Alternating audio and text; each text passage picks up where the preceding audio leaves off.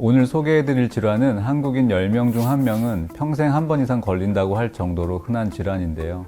바로 소화성 궤양, 즉 위궤양과 십이지장 궤양입니다. 옹복이나 식후에 상복부가 쓰리거나 통증이 나타나거나 소화불량, 메스꺼움 등의 증상이 나타나면 대수롭지 않게 생각하고 의사의 처방도 없이 약국에서 제산제 등을 사드시는 경우가 많은데 자칫 병을 크게 키울 수 있다는 말씀을 먼저 드립니다.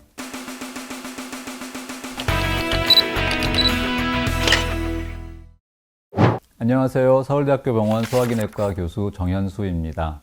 소화성 궤양은 위 또는 십이지장의 살점이 떨어져 나가서 깊이 파인 상태를 가리키는 말로 위궤양과 십이지장 궤양을 통칭하는 말입니다. 우리가 음식을 먹으면 위에서는 펩시노겐과 위산이 분비되고 위산은 펩시노겐을 펩신으로 변화시켜서 단백질을 분해하게 됩니다. 이렇게 펩신과 강력한 위산이 위세포를 공격해서 손상을 끼칠 수도 있습니다. 우리의 위는 위산뿐만 아니라 각종 소화효소, 담즙, 복용한 약물, 알코올 등 위세포를 손상시키는 공격인자에 많이 노출될 수밖에 없습니다. 하지만 다행히 건강한 위에서는 위 점액과 중탄산을 배출해서 위가 손상되지 않도록 방어하고 있지만 다양한 원인으로 인해서 위의 자가보호 능력이 저하되거나 위에 손상을 주는 물질이 증가하게 되면 위벽을 공격하는 인자와 위벽을 방어하는 인자 사이에 균형이 깨어지면서 위와 십이지장에 손상을 입히고 궤양을 발생하게 합니다. 소화성 궤양의 가장 큰 원인은 우선 헬리코박터균에 의한 감염입니다. 오랫동안 위 점막에는 강산성의 위액 때문에 세균이 살 수 없다고 알려져 오다가 1983년에 처음으로 헬리코박터균이 발견되었는데 헬리코박터균은 위 점막과 점액 사이에 살면서 위와 십이지장의 궤양의 발생에 큰 영향을 주는 것으로 알려져 있습니다.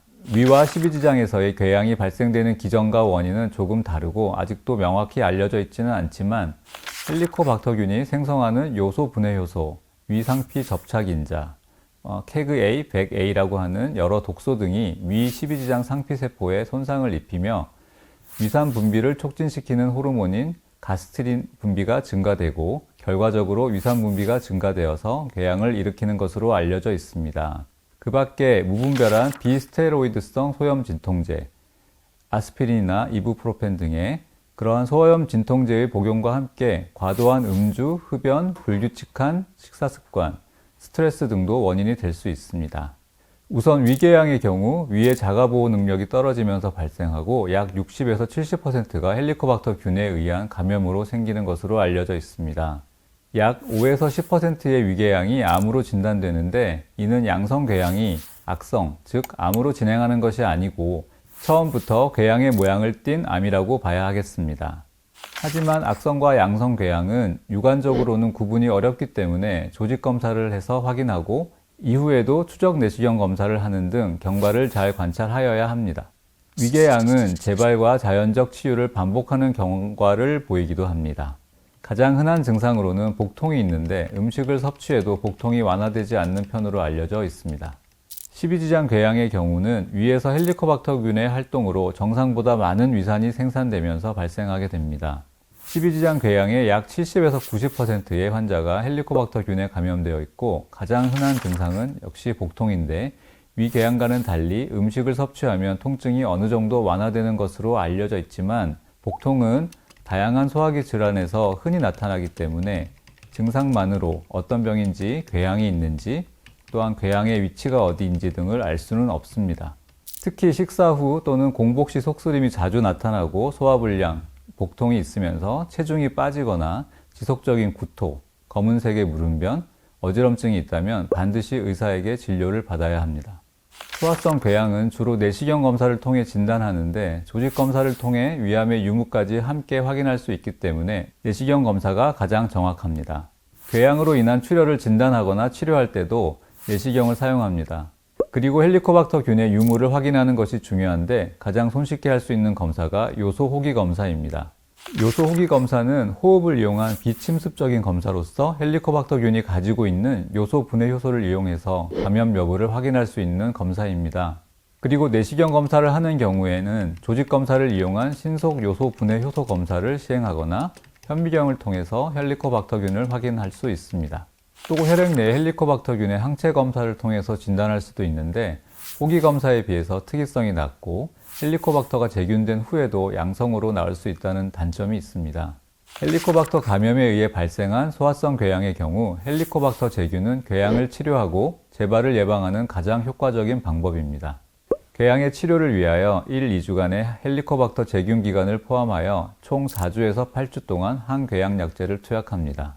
비스테로이드 소염제에 의해 발생한 소화성 궤양의 치료는 비스테로이드 소염제의 투여 중단이 가장 중요합니다. 그러나 비스테로이드 소염제의 복용을 중단할 수 없는 경우에는 PPI, 양성자 펌프 억제제라는 것을 투여하며 위궤양에 대해서 약 6에서 8주, 12지장 궤양은 4주 동안 투약하게 됩니다. 보통 빠르고 효과적인 치료를 위해서 PPI와 함께 점막 보호제나 제산제를 함께 투여하기도 합니다. 요즘은 드물지만 위 12지장 궤양의 합병증으로 인한 출혈, 장폐색, 장천공 등 약이나 내시경으로 조절되지 않는 합병증이 있는 경우에는 수술적 치료가 필요할 수도 있습니다.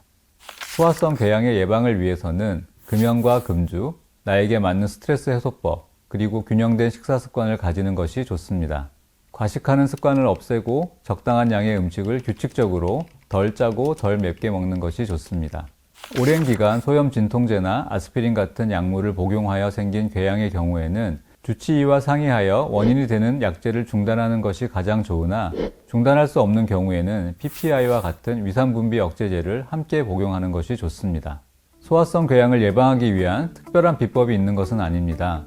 검증되지 않은 민간요법을 찾기보다는 스스로 조절할 수 있는 위험 요인, 즉 흡연, 음주, 불규칙한 식사, 폭식 등을 줄여나가고 건강한 생활 습관을 유지하려고 노력해야 하겠고, 소화불량이나 복통과 같은 증상이 있을 때에는 가까운 의원에 방문해서 필요한 검사나 치료가 있는지 상의하는 것이 좋습니다.